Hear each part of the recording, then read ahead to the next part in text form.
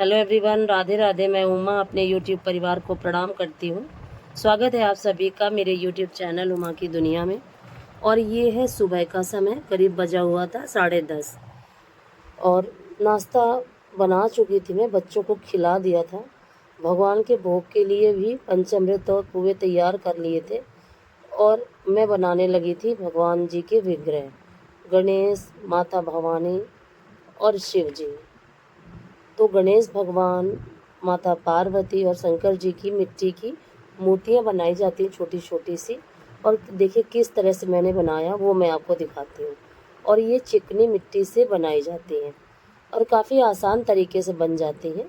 इनमें कोई भी ज़्यादा ना मेहनत लगती है और काफ़ी आसान तरीके से ये विग्रह तैयार हो जाते हैं। और संतान सप्तमी हो या हो तीजा की पूजा, इस दिन इसी तरह से हमारे यहाँ बना के और पूजा करी जाती है।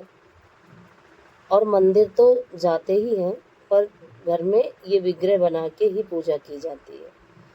और देखिए ये मैं गणेश जी बना चुकी थी और माता पार्वती के विग्रह के लिए उनके निशान लगाए थे, आँख और मुंह, नाक के लिए।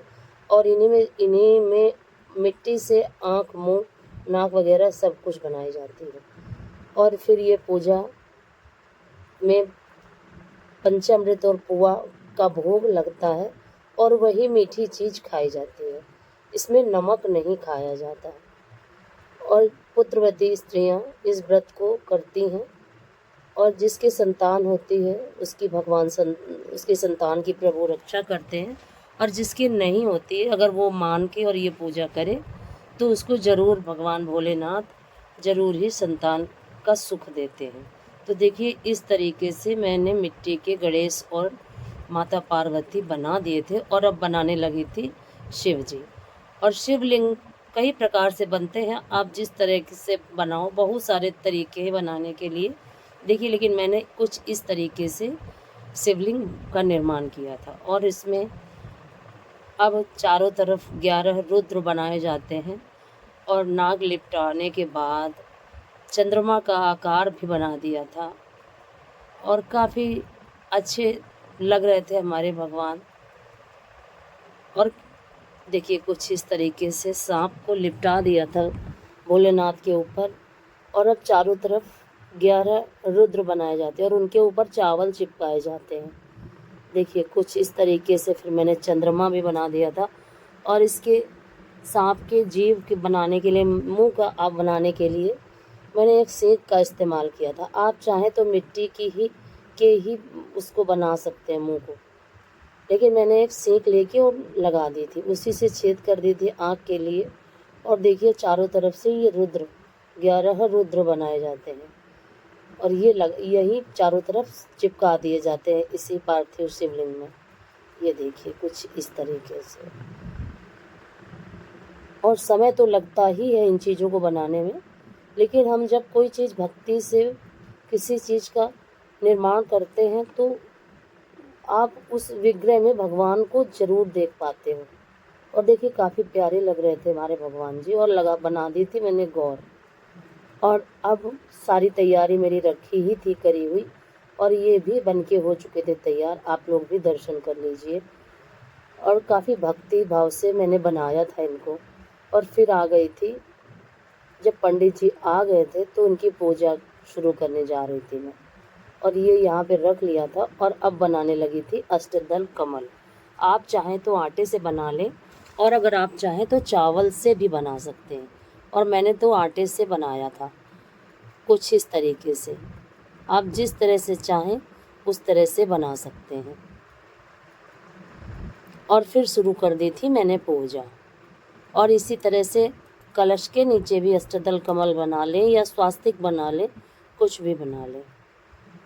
ये देखिए कुछ इस तरीके से मैंने अष्टदल कमल बना लिया था।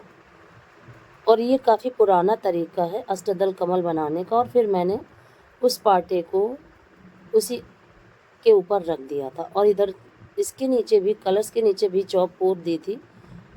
और माता पार्वती को, गणेश जी को और शंकर जी को वस्त्र भी समर्पित कर दिए थे।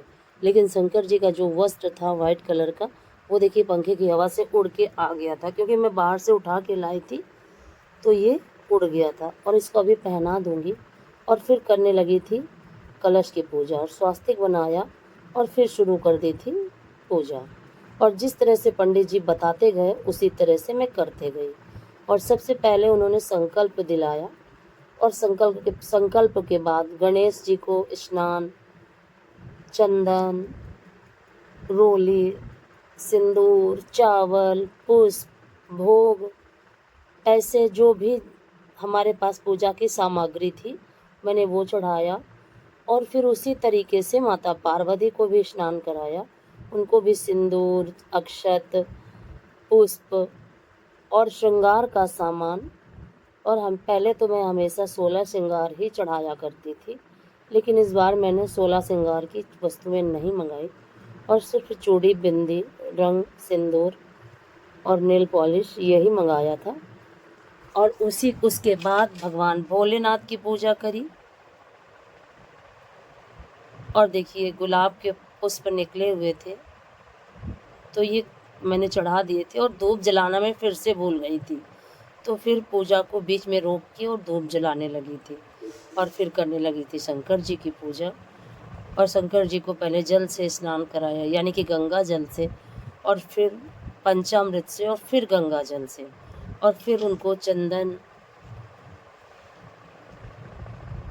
चावल, बेलपत्र, पुष्प, जनेऊ और पैसे और भोग जो भी मेरे पास था मैंने सब कुछ समर्पित किया भक्ति भाव से।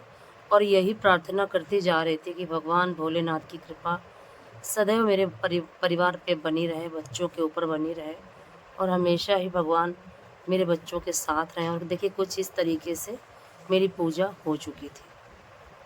मैंने सोचा आपको थोड़ा सा दिखा देती हूँ, और बार बार कैमरा मैं नहीं उठा पा रही थी क्योंकि पूजा में फिर मन नहीं लगता। तो जब मैंने पूजा समाप्त करी और भोग लगाने लगी तो मैंने सोचा आपको दिखा देती हूँ। और फिर पंडित जी कथा कहने लगे थे, और इस कथा को जो सुनता है उसकी भगवान सभी मनोकामनाएं पूरी करते हैं। और पूजा कोई भी हो, ये देखिए, और ये है चूड़ियाँ। और हमारे यहाँ चांदी की ही चूड़ियाँ बनवाई जाती हैं संतान सप्तमी पे, और ये पहनी जाती हैं। और मैं तो पूरे समय पहनी रहती हूँ। और इनको गंगा जल से धुल के और धूप दिखा के और भगवान के ऊपर समर्पित कर दिया जाता है उनके चरणों में। और जब सारी पूजा समाप्त हो जाती है उसके बाद पंडित जी से आशीर्वाद के रूप में फिर से लेके और पहन ली जाती है। और इस तरह से मैंने ये पूजा काफ़ी भक्ति भाव से संपन्न करी। और उसके बाद भगवान को पंचामृत और पुए का भोग लगाया। और जब पूजा समाप्त हो जाती है तो मैं भगवान को पुष्प हाथ में लेके उनसे प्रार्थना करती हूँ कि हे प्रभु, इस पूजा में मुझसे जो भी कमी रही हो उसके लिए मुझे क्षमा करना, क्योंकि हम आपको क्या दे सकते हैं और हमारे पास देने के लिए है ही क्या। जो भी है वो आपका है, और मैं जो आपको समर्पित कर पा रही हूँ ये मेरा भाग्य है कि मैं आपको क्या दे पा रही हूँ, और मैं आपको कुछ भी नहीं दे सकती। और ये पुष्प है, आप इसको लीजिए। और इसी पुष्प समर्पित करने के बाद भाव ये होता है कि यही सब कुछ है, जो भी मैंने आपको दिया यही सब कुछ है, और जो भी जिस चीज़ की कमी हो ये पुष्प पूरी कर दे। और देखिए फिर करने लगी थी मैं हवन। और हवन तो पहले इतना अच्छा जल रहा था, और उसके बाद अपने आप ही जैसे हवन करने लगी तो ये देखिए बुझ गया था जलते जलते। और घी भी डाला तब भी जला नहीं, लेकिन फिर भी अच्छे से सुलग गया था और खूब अच्छे से हवन पूरा जल गया था। और फिर करने लगी थी आरती करी। और आरती करने के बाद बच्चों को आरती दी, खुद भी ले ली और भगवान को प्रणाम किया। और भगवान को प्रणाम करने के बाद पंडित जी को प्रणाम किया। और इस तरीके से मैंने अपने संतान सप्तमी की पूजा को अपने घर पे ही मिट्टी की मूर्तियाँ बनाकर किस तरह से संपन्न किया वो आपको दिखाया। वीडियो को ज़रूर से ज़रूर लाइक करें और चैनल को ज़रूर ही सब्सक्राइब करें। अपना प्यार, सपोर्ट, आशीर्वाद मुझे ज़रूर दें, क्योंकि मैं अपने सभी वीडियोस में आपसे बोलती हूँ कि आपके आशीर्वाद की और आपके सपोर्ट की मुझे बहुत ज़्यादा ज़रूरत है, और प्लीज़ मुझे सपोर्ट ज़रूर करिए। धन्यवाद वीडियो देखने के लिए।